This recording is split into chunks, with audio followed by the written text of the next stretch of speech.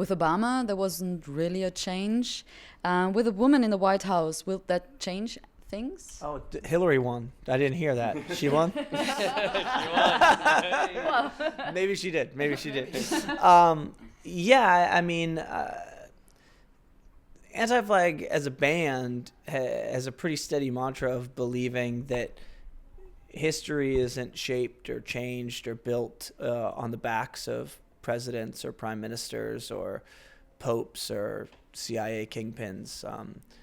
Real positive change and real progressive change has always come from the people, and it's always come from mass movements around the world. And so will a woman president change things? I can't predict the future to know if she'll have a better opportunity to change things. I do know that there was a major opportunity missed with Barack Obama. There was the support of the world whenever he was elected. There was seemingly more than ever young people who are inspired and invested in politics. And I think the Obama administration's ambiguity towards a lot of the issues that he was elected on actually put a really big dampening on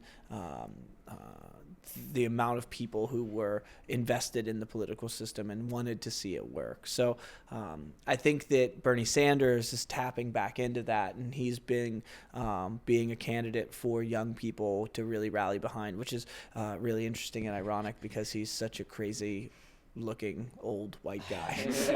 So you think he has a chance?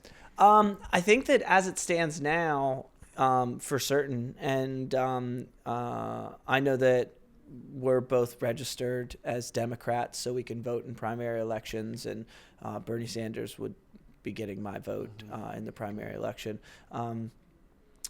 While I love the idea of a woman in office, the idea of another Clinton or another Bush is something that I can't get behind at all. Well, yeah, and kind of coming back to what Chris too was saying earlier, the movements.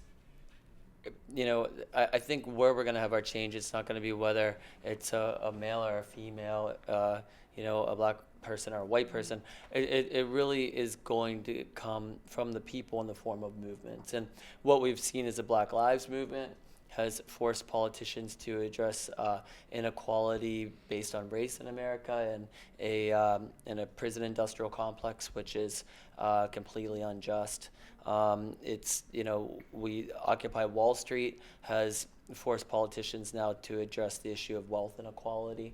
And, these were issues that 4 years ago just weren't even on the table. But because, the people came together and created a movement, and now they're forcing politicians to deal with these issues, and that's really where the change comes. Politicians will sway with the wind no matter which way it's blowing, so it's up to people to actually direct them in the direction where they need to be headed, and that's how history is actually shaped. Yeah, and it's all about protection of power for a lot of them, and which is another reason why I'm staunchly against another Clinton or another Bush in office. I think that